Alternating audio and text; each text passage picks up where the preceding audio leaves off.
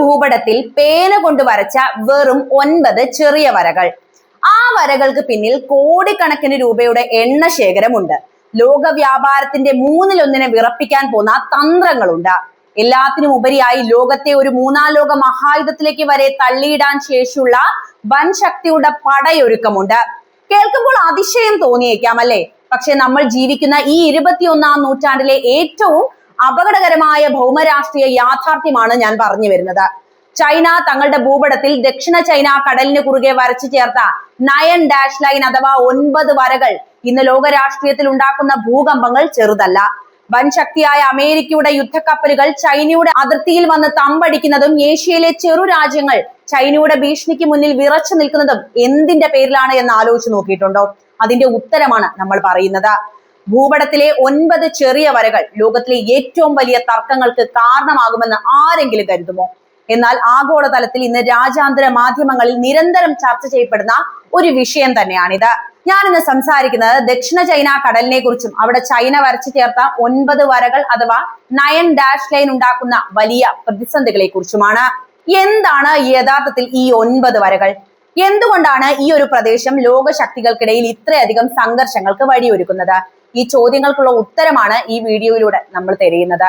ഒരു വശത്ത് ചൈനയും മറുവശത്ത് ഫിലിപ്പീൻസ്, വിയറ്റ്നാം, തായ്വാൻ, ബ്രൂണൈ തുടങ്ങിയ അയൽ രാജ്യങ്ങളും തമ്മിലുള്ള ഈ തർക്കം കേവലം അതിർത്തി തർക്കം മാത്രമല്ല, മറിച്ച് ലോക സാമ്പത്തിക ക്രമത്തെ ബാധിക്കുന്ന ഒരു പ്രധാനപ്പെട്ട വിഷയം തന്നെയാണ്. ഈ പ്രശ്നത്തിന്റെ കാതൽ മനസ്സിലാക്കണമെങ്കിൽ ആദ്യം നമ്മൾ ദക്ഷിണ ചൈന കടലിന്റെ ഭൂമിശാസ്ത്രപരമായ പ്രാധാന്യമാണ് തിരിച്ചറിയേണ്ടത്. പസഫിക് സമുദ്രത്തിന്റെ ഭാഗമായ ഈ കടൽ ലോകത്തിലെ ഏറ്റവും തിരക്കേറിയ കപ്പൽ പാതകളിൽ ഒന്നാണ്. ആഗോള വ്യാപാരത്തിന്റെ 1/3 നടക്കുന്നത് ഈ കടലിലൂടെയാണ്. അതായത് കോടിക്കണക്കിന് രൂപയുടെ ചരക്ക് നീക്കം ദിവസേന ഇതുവഴി കടന്നു പോകുന്നുണ്ട്.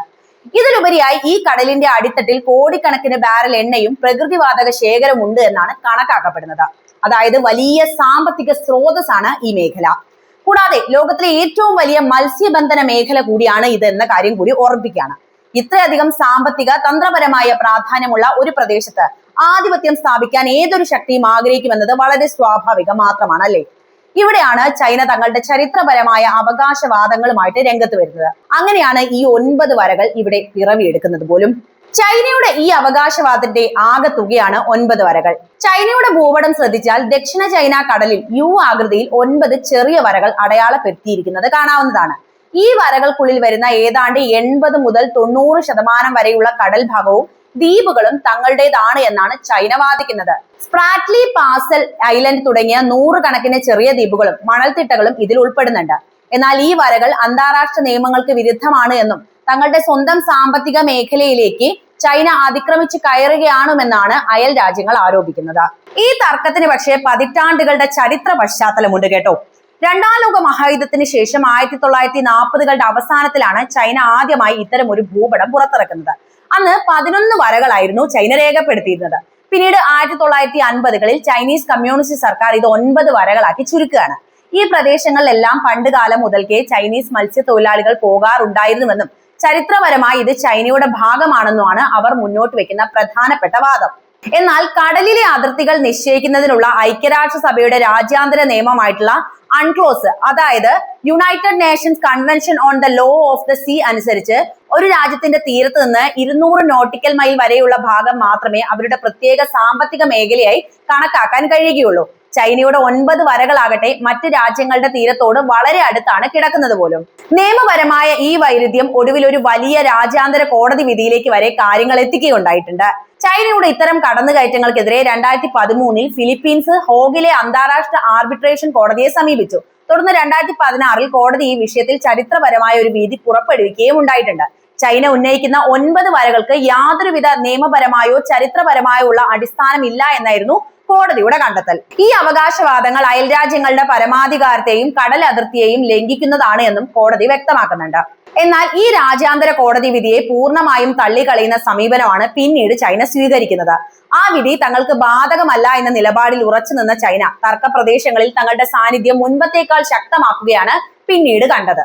കോടതി വിധിയെയും അന്താരാഷ്ട്ര നിയമങ്ങളെയും പൂർണ്ണമായും അവഗണിക്കുക മാത്രമല്ല ചൈന ചെയ്തത്, മറിച്ച് അതിനുശേഷം ഈ തർക്ക പ്രദേശങ്ങളിൽ വൻതോതിലുള്ള സൈനിക വൽക്കരണമാണ് അവർ നടത്തി വരുന്നത്.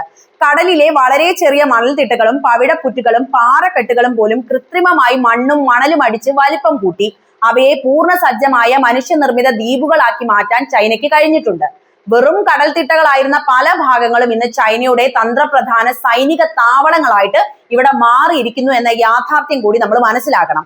ഈ കൃത്രിമ ദ്വീപുകളിൽ ചൈന വൻതോതിൽ അത്യാധുനിക സൈനിക ബങ്കറുകളും യുദ്ധവിമാനങ്ങൾക്ക് ഇറങ്ങാൻ സാധിക്കുന്ന റൺവേകളും അത്യാധുനിക റഡാർ സംവിധാനങ്ങളും വൻതോതിലുള്ള മിസൈൽ പ്രതിരോധ സംവിധാനങ്ങളും സ്ഥാപിച്ചിട്ടുമുണ്ട്. ഇതിലൂടെ ദക്ഷിണ ചൈന കടലിലൂടെയും അതിന്റെ മുകളിലൂടെയും കടന്നുപോകുന്ന എല്ലാ കപ്പലുകളെയും വിമാനങ്ങളെയും പൂർണ്ണമായും നിരീക്ഷിക്കാനും തങ്ങളുടെ നിയന്ത്രണത്തിലാക്കാനും ചൈനയ്ക്ക് ഇന്ന് സാധിക്കുകയും ചെയ്യുന്നു. പണ്ട് കാലത്ത് ഈ മേഖലയിൽ സാധാരണ പെട്രോളിംഗ് മാത്രം നടത്തിയിരുന്ന ചൈനീസ് കോസ്റ്റ് ഗാർഡിന്റെയും നാവികസേനയുടെയും കപ്പലുകൾ ഇന്ന് നിരന്തരം ഇവിടെ യുദ്ധസമാനമായ സാഹചര്യമാണ് സൃഷ്ടിച്ചുകൊണ്ടിരിക്കുന്നത്.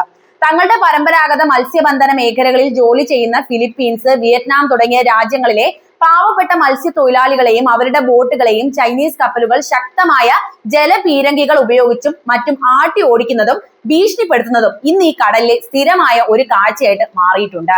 എങ്ങനെയാണ് ഒരു രാജ്യം കടൽ കീഴടക്കുന്നത് എന്നതിന്റെ ഉദാഹരണം തന്നെയാണിത്. ഈ പ്രശ്നം കേവലം ഏഷ്യയിലെ ചില അയൽ രാജ്യങ്ങൾക്കിടയിൽ മാത്രം ഒതുങ്ങി നിൽക്കുന്ന ഒന്നല്ല എന്നതാണ് ഇതിന്റെ ഏറ്റവും വലിയ ആഗോള പ്രാധാന്യം. ചൈനയുടെ ഏകപക്ഷീയമായ നീക്കങ്ങൾക്കെതിരെ അമേരിക്ക പോലുള്ള ലോകത്തിലെ ഏറ്റവും വലിയ ആഗോള ശക്തികൾ ഇന്ന് ഈ വിഷയത്തിൽ നേരിട്ടും അല്ലാതെയും ഇടപെട്ടിട്ടുമുണ്ട്. ദക്ഷിണ ചൈന കടൽ എന്നത് ഏതെങ്കിലും ഒരു രാജ്യത്തിന്റെ സ്വന്തം സ്വത്തല്ല എന്നും അത് ലോകത്തിലെ തന്നെ ഏറ്റവും പ്രധാനപ്പെട്ട ഒരു അന്താരാഷ്ട്ര കപ്പൽ പാതയാണെന്നുമാണ് അമേരിക്കയുടെ ശക്തമായ നിലപാട്.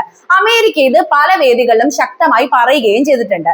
അതുകൊണ്ട് തന്നെ അവിടെ നാവിക സ്വാതന്ത്ര്യം അഥവാ ഫ്രീഡം ഓഫ് നാവിഗേഷൻ ഉറപ്പാക്കേണ്ടത് ആഗോള വ്യാപാരത്തിന്റെ സുഗമമായ ഒഴുക്കിന് അത്യാവശ്യമാണ് എന്ന് അമേരിക്ക വാദിക്കുന്നു. ഈ അവകാശവാദം വെറും വാക്കുകളിൽ ഒതുക്കാതെ തങ്ങളുടെ അത്യാധുനിക യുദ്ധക്കപ്പലുകളും വിമാനവാഹിനികളും ഈ അന്താരാഷ്ട്ര അതിർത്തിയിലൂടെ കടത്തിവിട്ട് ചൈനയുടെ മൂക്കിന് താഴെ അമേരിക്ക പതിവായി സൈനിക നിരീക്ഷണങ്ങളും സംയുക്ത യുദ്ധ അഭ്യാസങ്ങളും നടത്തി പോരാറുമുണ്ട്. അമേരിക്കയുടെ ഈ വെല്ലുവിളി ചൈനയെ വല്ലാതെ ചൊടിപ്പിക്കുന്ന ഒരു കാര്യവുമാണ്. തങ്ങൾ പരമാധികാരം അവകാശപ്പെടുന്ന ഒരു കടൽ മേഖലയ്ക്കുള്ളിൽ അമേരിക്കൻ സൈന്യം കടന്നു കയറുന്നത് തങ്ങളുടെ ആഭ്യന്തര കാര്യങ്ങളിലുള്ള ഇടപെടലായിട്ടും പരമാധികാരത്തിന് മേലുള്ള നേരിട്ടുള്ള കടന്നുകയറ്റമായിട്ട് തന്നെയാണ് ബീജിംഗ് വിലയിരുത്തുന്നത്. ഇത് പലപ്പോഴും ഇരുവിഭാഗത്തിന്റെയും യുദ്ധക്കപ്പലുകൾ നേർക്കുനേർ വരുന്ന അപകടകരമായ സാഹചര്യങ്ങളിലേക്ക് വരെ കാര്യങ്ങളെ എത്തിച്ചിട്ടുണ്ട്. അമേരിക്കയ്ക്ക് പുറമെ ഇന്ത്യ, ജപ്പാൻ, ഓസ്ട്രേലിയ തുടങ്ങിയ പ്രമുഖ ജനാധിപത്യ രാജ്യങ്ങൾ ഉൾപ്പെടുന്ന ക്വാഡ് സഖ്യം ഈ മേഖലയിൽ ചൈനയുടെ കടന്നുകയറ്റത്തെ ശക്തമായി നിരീക്ഷിക്കുകയും ചെയ്യുന്നുണ്ട്. ചൈനയുടെ ഭീഷണി നേരിടുന്ന ഫിലിപ്പീൻസ് അടക്കമുള്ള രാജ്യങ്ങൾക്ക് അത്യാധുനിക ബ്രഹ്മോസ് മിസൈലുകൾ ഉൾപ്പെടെ നൽകി ഇന്ത്യ തങ്ങളുടെ തന്ത്രപരമായ പിന്തുണയും വ്യക്തമാക്കുന്നുണ്ട്. കാരണം ഇന്തോ പസഫിക് മേഖലയിലെ സമാധാനവും സുരക്ഷിതത്വവും തടസ്സമില്ലാത്ത കപ്പൽ ഗതാഗതവും ഈ രാജ്യങ്ങളെയെല്ലാം സാമ്പത്തിക ഭദ്രതയ്ക്ക് അത്യന്താപേക്ഷിതവുമാണ്. കാര്യങ്ങൾ കൃത്യമായിട്ട് മനസ്സിലാക്കുമ്പോൾ ദക്ഷിണ ചൈന കടലിലെ ഈ 9 വരകൾ എന്നത് വെറും ഒരു ഭൂപടത്തിലെ അടയാളപ്പെടുത്തൽ മാത്രമായിട്ട് നമ്മൾ കാണരുത്.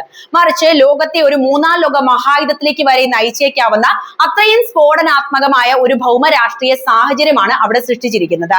ചൈന തങ്ങളുടെ വർദ്ധിച്ചു വരുന്ന സാമ്പത്തിക സൈനിക ശക്തി ഉപയോഗിച്ച് ഭീഷണിയിലൂടെയും കടന്നുകയറ്റത്തിലൂടെയും ഈ തന്ത്രപ്രധാന മേഖല പൂർണ്ണമായും തങ്ങളുടെ കൈപ്പിടിയിൽ ഒതുക്കാൻ ശ്രമിക്കുമ്പോൾ അന്താരാഷ്ട്ര നിയമങ്ങളുടെയും പരമാധികാരത്തിന്റെയും സംരക്ഷണത്തിനായി ചെറു രാജ്യങ്ങളും മറ്റ് ആഗോള ശക്തികളും ഒന്നിച്ച് അണിനിരക്കുന്ന കാഴ്ചയാണ് നമ്മൾ ഇപ്പോൾ കണ്ടുകൊണ്ടിരിക്കുന്നത്. ലോകത്തിലെ വൻ ശക്തികൾ ആയുധബലവുമായി നേർക്കുനേർ നിൽക്കുന്ന ഈ കടലിൽ ഒരു ചെറിയ തെറ്റിദ്ധാരണയോ അല്ലെങ്കിൽ ഒരു ചെറിയ സൈനിക പ്രകോപനമോ ഉണ്ടായാൽ പോലും അത് വലിയൊരു ആഗോള യുദ്ധത്തിലേക്ക് വഴിമാറിയേക്കാം. ചർച്ചകളിലൂടെയും രാജ്യാന്തര നയതന്ത്ര നീക്കങ്ങളിലൂടെയും ഈ തർക്കത്തിന് അടിയന്തരമായ ഒരു ശാശ്വത പരിഹാരം കണ്ടെത്തിയിട്ടില്ല എങ്കിൽ അത് ആഗോള വ്യാപാര ശൃംഖലയെ തകർക്കുകയും ലോക സമാധാനത്തിനെ തന്നെ എന്നേക്കുമായി ഇല്ലാതാക്കുകയും ചെയ്യുമെന്നതിൽ യാതൊരുവിധ തർക്കവും വേണ്ട. അതുകൊണ്ട് തന്നെ വരും ദിവസങ്ങളിൽ ദക്ഷിണ ചൈന കടലിലെ ഓളങ്ങൾ എങ്ങോട്ടാണ് തിരിയുക എന്നും അത് ലോകരാഷ്ട്രീയത്തെ എങ്ങനെ മാറ്റിമറിക്കുമെന്നും രാജ്യാന്തര സമൂഹം അതീവ ജാഗ്രതയോടെ തന്നെയാണ് നോക്കിക്കൊണ്ടിരിക്കുന്നത്. മറ്റൊരു പ്രധാന ഭൗമരാഷ്ട്രീയ വിഷയവുമായിട്ട് നമുക്ക് വീണ്ടും കാണാം. അപ്പോൾ ഈ വിഷയത്തെക്കുറിച്ച് നിങ്ങൾക്ക് എന്താണ് പറയാനുള്ളതെന്ന് ഇപ്പോൾ തന്നെ കമന്റായി രേഖപ്പെടുത്തുക. വീഡിയോ ഇഷ്ടമാവുകയാണെങ്കിൽ ലൈക്ക് ചെയ്യാനും ഈ വിവരങ്ങൾ എല്ലാവരിലേക്കും എത്താൻ വീഡിയോ ഒന്ന് ഷെയർ ചെയ്യാനും ശ്രദ്ധിക്കുക. ഒപ്പം ചാനൽ സബ്സ്ക്രൈബ് ചെയ്യുന്ന കാര്യം കൂടി പരിഗണിക്കണേ.